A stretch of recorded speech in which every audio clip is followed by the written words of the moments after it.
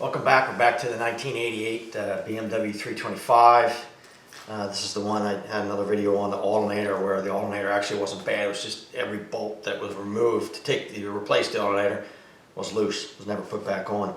This has got a really kind of rough idle, and when it's cold, I did go through it and spray it down when it was running, and when it was cold, do the brake clean to see if I could find anything that changed the idle and the way it was behaving. I couldn't find anything. I couldn't find any obvious vacuum leaks, but I just went through like a visual inspection and found a couple things. The brake booster hose was original, had a date stamp of 1987. It was partially collapsed and as hard as a rock, so I replaced that. Oil filler cap was cracked. I replaced that, and one other thing I noticed, this particular engine in this car has a inductive pickup that goes on the 6th spark plug wire, and it was laying up on the radiator, so somebody did the spark plug wires in this and never replaced it, never put it back where it was supposed to go. So there's an idle control valve on this. I'm going to pull this off and clean it. I did look at the inside throttle body. It was really dirty. I cleaned that really well. It's still not idling very well, but I'm sure that this inside this idle control valve is dirty as well. So that's the first thing I'm going to do after replacing the obvious things I saw is pull this idle control valve and clean it out and see what kind of effect that has. Actually, I'm going to unclip the electrical connector first and get that out of the way. I'm going to take that air intake off there to the throttle body, get it out of the way. I lost the clamp, but we'll get that. That pretty much loosened everything up. Alright, so there it is. We're just going to go in here and brake clean, and you can see this is broken. That's just the holder for it, and we're going to just go clean that up, spray it down, clean it out as best as we can, see if it makes a difference. Let's just go, not really much to see, to tell you the truth. Just going to go clean it out. It's dirty. Here's the valve clean. It took about 20 minutes and cleaned it out with some throttle body cleaner. And just shake it. Hopefully you see it. You can hear it moving back and forth. I'll try to show you that. It's not so easy to show you, but I might be able to reach in here and show you. There's a you can hopefully can see. Move back and forth here. I don't know how much of that you can actually see. I'm trying to get the light in there for you. Maybe if I put it in front of this light, you can see it a little better. Oh yeah, you can see that. So in here, you can see it move back and forth freely, pretty easily. If you look down in here, that whole shaft turns, including all the way down into there. So you got to clean in here as well. I've cleaned it very well. In addition, let me focus you back in here, over on the car, get a little closer. What I've done, as you can see on here, this hose, these are original, 31 years. This one's got a pretty good crack in it, and it's brittle and hard. Same with the intake boot, pretty stiff, pretty hard. Really a common source of vacuum leaks, so I'm going to replace both of those parts as well, because I expect that they're going to leak, and then we'll see what kind of difference it makes, and we may end up smoke testing it, see if there's any more vacuum leaks that could be causing a problem with the idle. Okay, good. Make sure my clamp again.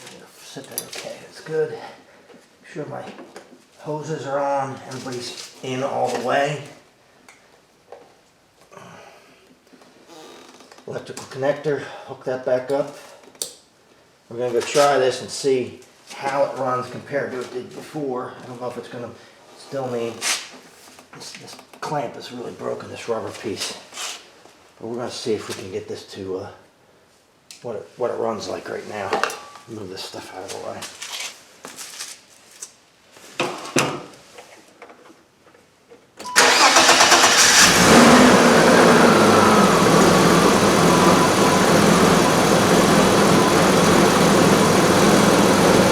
going to smoke test this, but that is much better than it was. Unfortunately, I did not videotape when it was running really, really poorly, but that's much, much better than it was. I'm still going to smoke test this to see if we have another vacuum leak, because I think we may. I have to find it, but it's much better than it was before. It would barely even hold idle and run before. Much better. So I'm just going to pull the air box so I can smoke test this and look for other vacuum leaks. It's really pretty easy, just 10mm bolts, 3 of them here.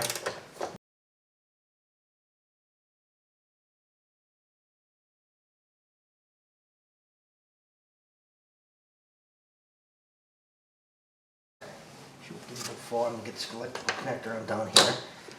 Do that. I'll do my hose. I should be able to just wiggle this out of here now. Yeah, there we go. Take that out of there. I have the smoke machine hooked up here. Just going to put my adapter into the intake boot here, swell it up, seal it off.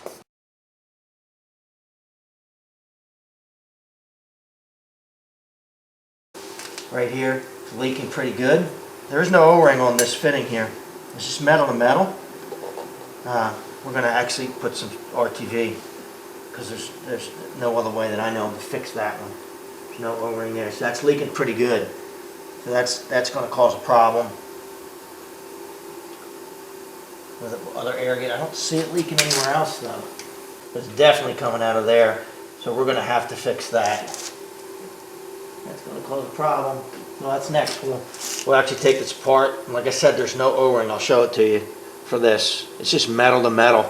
And we'll put some RTV, put it back together and let it set, let it cure, and seal that up. Other than that, looks good. I didn't show this before, but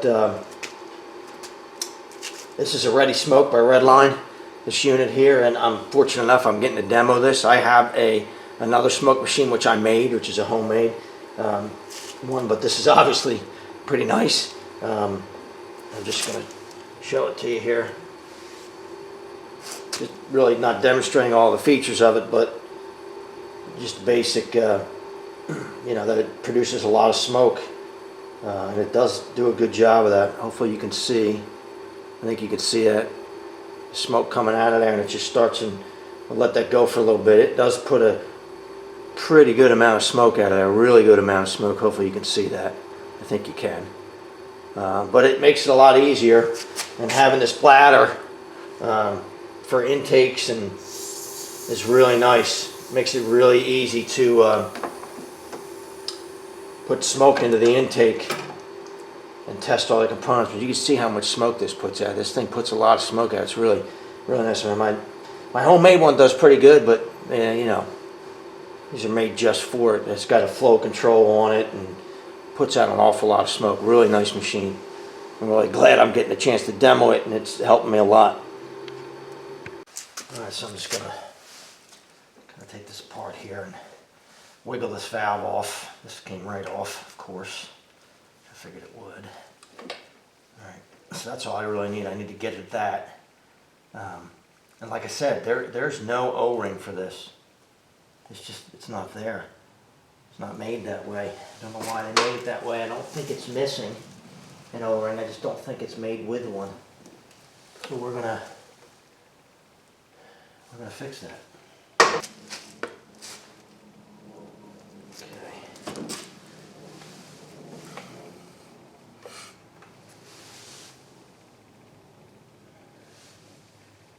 Now, if you know if there's an O-ring for this, I don't believe there is. I could be wrong, though. We're just going to put some silicone on it. I'm making a mess here, which I will clean up before I put it together. We're going to seal it up that way.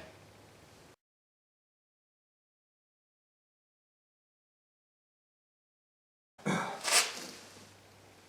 just going to fit it back in there and let it seal it up. Not my favorite way to do things, but in this case I don't really think there's much choice. And it will work fine. I'm going to have to let that sit for at least you know, a couple of hours at least. Let it seal up. We'll get this all back in place. Get this hooked back up. I've got it off of the bracket here. Get that squared away. Everybody happy. I don't want this thing moving around.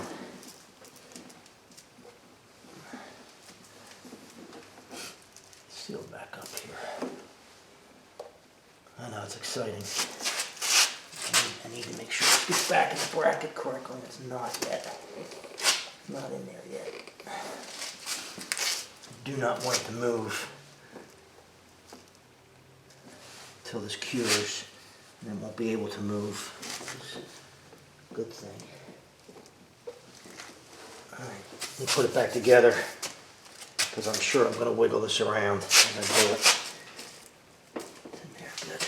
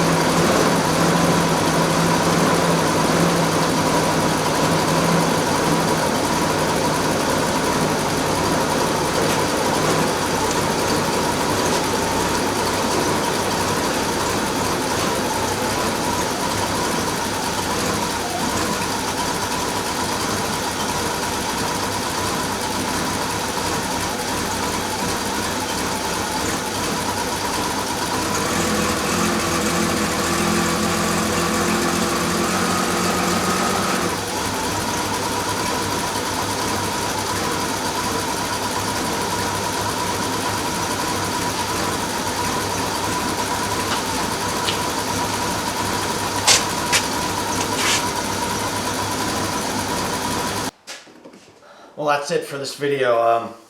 Still has some more work to do to this.